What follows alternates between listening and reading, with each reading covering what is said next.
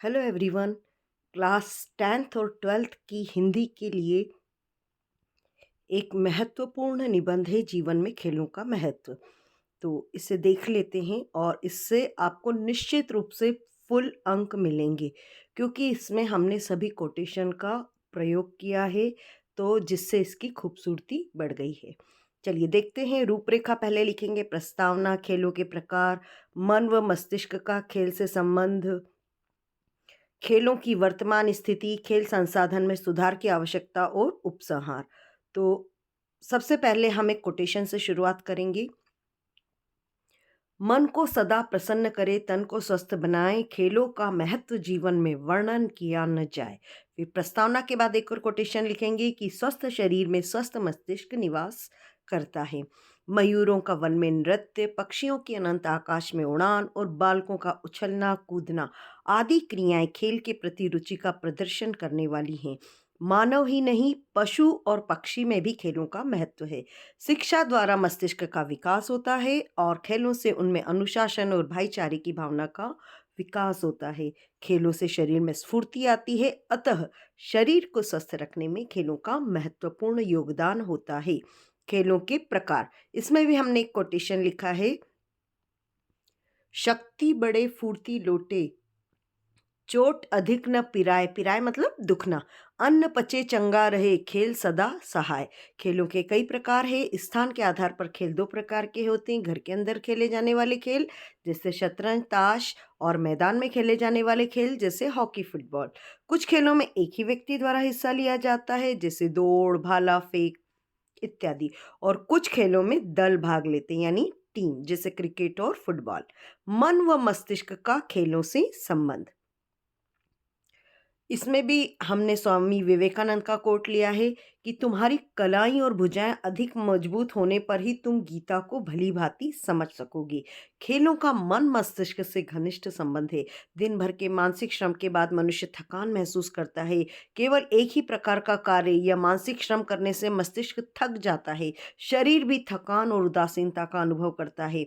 खेल इस थकान को दूर करके मनुष्य और मस्तिष्क को सक्रिय बनाता है, उसमें ताजगी और उत्साह भरता है। ऐसे व्यक्ति जीवन में संघर्ष से डटे रहते हैं और कठिनाइयों का डटकर मुकाबला करते हैं। अब है खेलों से लाभ। कोटेशन लिया है कि खेलकूद न केवल शरीर को मजबूत करते हैं बल्कि चरित्र का भी निर्माण करते हैं। कहा जाता है कि नेपोलियन को वाटरलू के मैदान में नहीं हराया गया था, परंतु ऑक्सफोर्ड और कैम्ब्रिज के खेल में के मैदान में हराया गया था, जहां नेपोलियन जैसे विजेताओं में खेल द्वारा धैर्य और साहस के गुणों का विकास हुआ था। एक्चुअल में जो अपोजिट पार्टी की टीम थी या युद्ध लड़ने वाली थी, उनमें स्फूर्ति अधिक थी बजाय नेपोलियन की टीम के। इसलिए नेपोलियन को वाटरलू के मैदान में नहीं हराया था, बल्कि जो अदर ऑक्सफोर्ड और कैम्ब्रिज के जहाँ के लोग युद्ध में थे, उनकी जो गुण थे उसकी वजह से वो हारे थे। खेलों से व्यक्ति में अनुशासन, प्रेम और भाईचारे का विकास होता है। खेलों द्वारा व्यक्ति में संघर्ष की भावना पैदा होती है। खेलों के द्वारा व्यक्ति राष्ट्रीय, अंतर्राष्ट्रीय स्तरों पर प्रसिद्ध होता है। उसे देश विदेश में भ्रमण करने के अवसर प्राप्त होते हैं। यहाँ तक खेलकूद न केवल देश को जोड़ते हैं बल्कि पूरी दुनिया को जोड़ते हैं। खेलों की वर्तमान स्थिति, दिमाग का भोजन ज्ञान है, शरीर का भोजन खेल है। आज वर्तमान में सभी स्तरों पर खेलों की स्थिति में सुधार हो रहा है। आज बुद्धिजीवी वर्ग भी इस बात को स्वीकार करता है कि केवल पढ़ाई ही मानव की चहुमुखी उन्नति नहीं है, अपितु उसमें खेलों का भी महत्वपूर्ण योगदान है।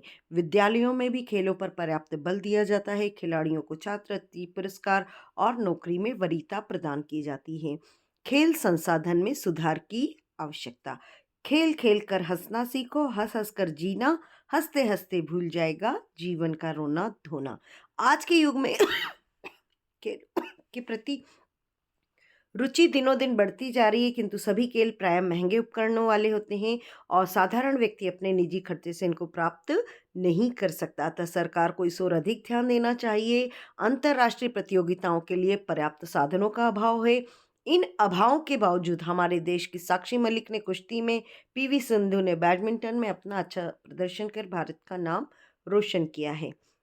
उपसंहार, ये हमारे ग्रेट लीडर महात्मा गांधी जी के कोट से हम इसको उपसंहार करेंगे कि पाठ्यक्रम में शारीरिक शिक्षा का भी उतना ही महत्व होना चाहिए जितना कि मानसिक शिक्षा का। इस प्रकार स्पष्ट है कि जीवन में खेलों का बहुत महत्व है।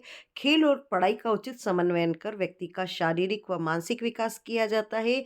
अतः विद्यालयों में विद्यार्थियों की रुचि के अनुसार खेल सुविधा उपलब्ध कराई जानी चाहिए। खेल जीवन में खुशहाली और प्रगति का विकास करने वाले हैं। काम समय पर, खेल समय पर, जीवन का यह मंत्र खुशहाली और प्रगति पथ का विकसित होगा तंत्र। धन्यवाद। इस निबंध को जरूर याद करिए और all the best students. Thank you.